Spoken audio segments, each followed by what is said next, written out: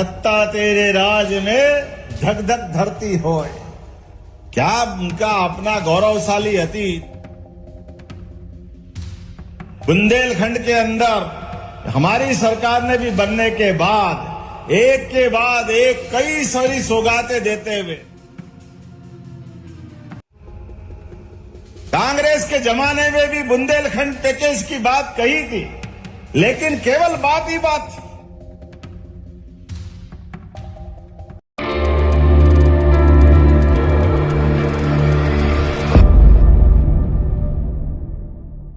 नीचे कुछ नहीं, नीचे धरती ऊपर आकाश, बीच में सब साफ, कुछ था ही नहीं। महाराजा छत्रसाल के इस क्षेत्र में छत्ता तेरे राज में धक धक धरती होए। क्या उनका अपना गौरवशाली अतीत। 50 लड़ाइयां जिनने लड़ी और हर लड़ाई में इस देश के स्वाभिमान के साथ पूरे दुनिया को आकर्षित करते हुए स्वाधीनता क्या होती है, संस्कृति की लड़ाई क्या होती है, सनातन धर्म की ध्वजा फहराते हुए कठिनाइयां और चुनौती के बीच में भी बुंदेलखंड ने सदैव अपनी पहचान बनाई।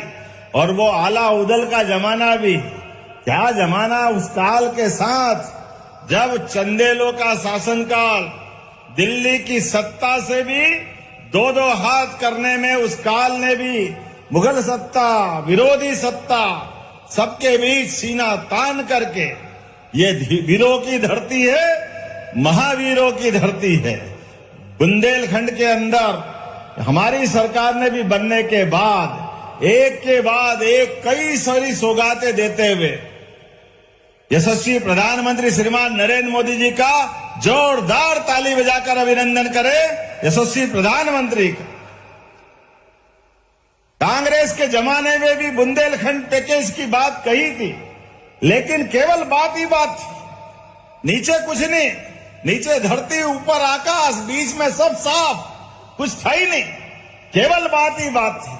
और हमारी सरकार माननीय नरेंद्र मोदी जी के नेतृत्व में हमारे पूर्ववर्ती मुख्यमंत्री शिवराज सिंह जी चौहान, उमा भारती जी, बाबूलाल जी गौर, जब से हमारी सरकारें बनी है, एक के बाद एक इस पूरे क्षेत्र के अंदर कितने प्रकार से काम हुए और कामों की तो पराकाष्ठा हो गई। बीते समय हमने अपने बुंदेलखंड के लिए बुंदेलखंड क्षेत्र में कैबिनेट करके 27,000 करोड़ के काम मंजूर किए। जोरदार अभिनंदन करें, 27,000 करोड़ के काम। और विश्वविद्यालय की बात अभी गोविंद सिंह जी कह रहे थे, माननीय मंत्री, सच में डॉक्टर हरि सिंह गौर ने अपने जीवन की सारी पूंजी दे करके इस क्षेत्र में अपने लिए एक नया शिक्षा का सूर्योदय हुआ। वो विश्वविद्यालय बना और विश्वविद्यालय में पढ़ने वाले विद्यार्थियों, उनके कोर्स के आधार पर इस क्षेत्र की विशेष पहचान बनी। लेकिन बात के क्रम में सेंट्रल विश्वविद्यालय बनने के कारण शासकीय स्तर पर विश्वविद्यालय की डिमांड हुई। यह भरे पूरे मंच ने मांग की। हमने कहा, उस समय पहला ही दौरा था, हमने कहा पहली बार में ही घोषणा कर रहा हूं, शासकीय विश्वविद्यालय हमारा स्टेट बजट से, जिसको आपकी भाषा में राजकीय विश्वविद्यालय बोलते हैं, राजकीय विश्वविद्यालय बनाया गया।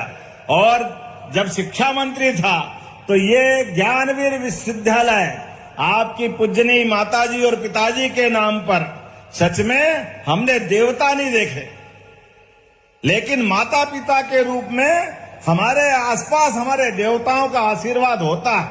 हमारे वंश से, हमारे जन्म से, ये जो हमारी परंपरा है, सच में परिवार में अमरता का उदाहरण अगर ढूंढेंगे तो संतान की परंपरा में आता है।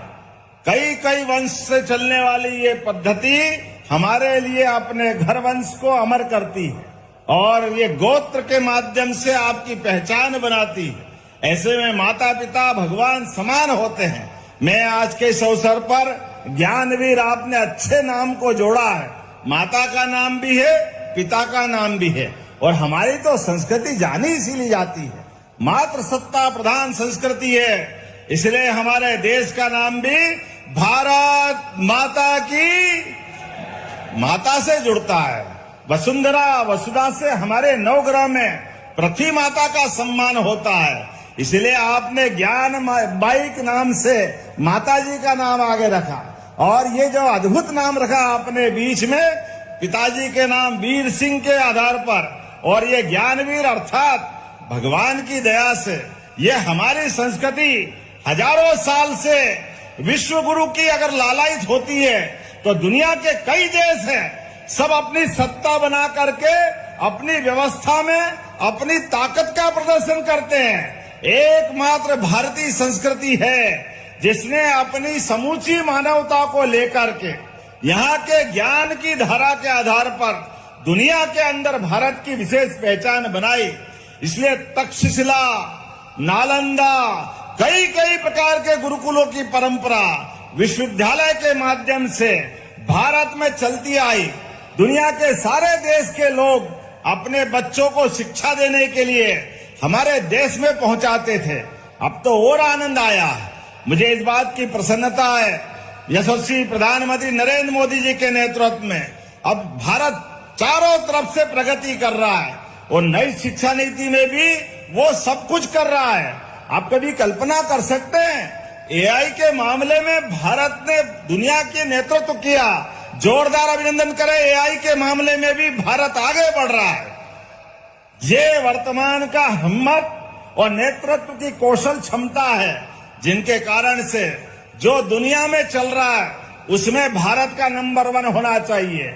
हमारे बच्चों में किसी बात की कमी नहीं है, वो खूब पढ़े, आगे बढ़े, भविष्य के सपने बुने हुए सपने पे आगे बढ़े और सफलता हासिल करे। इसीलिए तो ये विद्यालय महाविद्यालय परिवारों की, माता सरस्वती के मंदिरों की आवश्यकता है। मुझे इस बात की प्रसन्नता है, किसी भी व्यक्ति का अपने पैतृक गांव से, जन्मभूमि से एक विशेष लगाव भी होता है। ऐसे में आपने अपने गांव के अंदर भी अपने वंश के आधार पर इस विश्वविद्यालय की स्थापना की।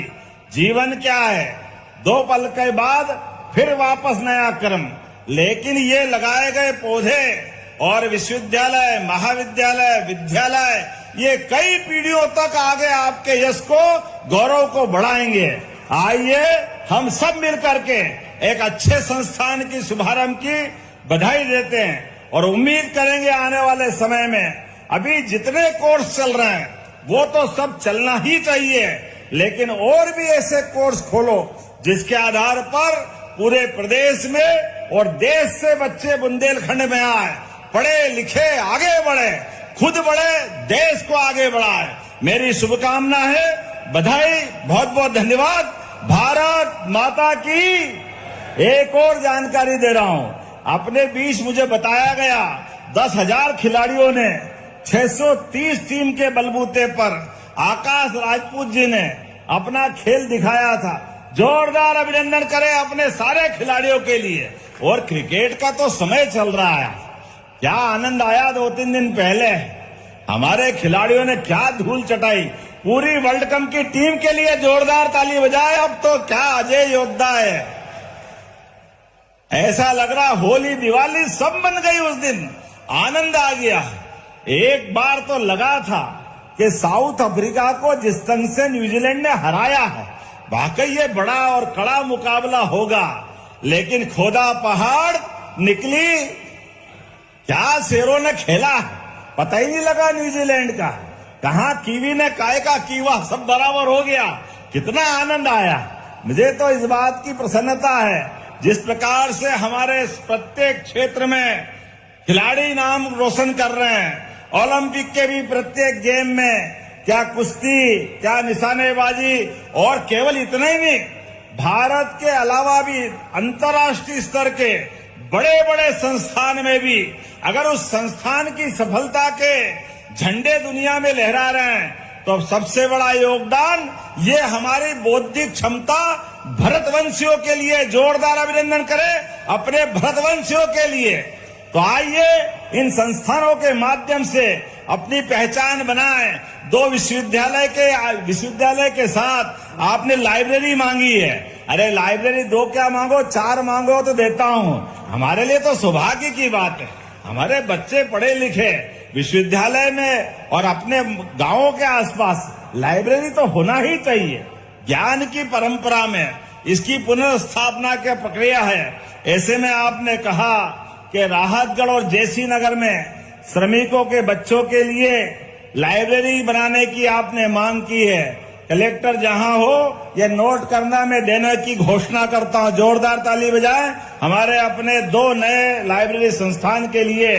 और प्रदीप लारिया जी, शैलेंद्र जैन जी, मैं पिछले समय भूपेंद्र सिंह जी भाई साहब के कार्यक्रम में आया था, वहां भी बहुत सारी घोषणाएं हुई थी। गोपाल जी भाई साहब के क्षेत्र में भी आया था। अभी हमारा गोविंद सिंह जी के यहाँ, आपके यहाँ भी आए थे। खूब आनंद के साथ कार्यक्रम हुआ। लेकिन प्रदीप लारिया जी बचे हैं। देवरी तो मैं आ ही रहा हूं पटेरिया जी, मेरी तारीख तय हो गई देवरी आने की, 2-3 दिन में ही आ रहा हूं। लेकिन उसके अलावा भी प्रदीप लारिया जी, शैलेंद्र जी, बहुत सारे काम इकट्ठे हो गए। आपके साथ लगातार ये विकास का कारवां चलता रहेगा। तो अपने स्थान पे खड़े हो जाओ सभी।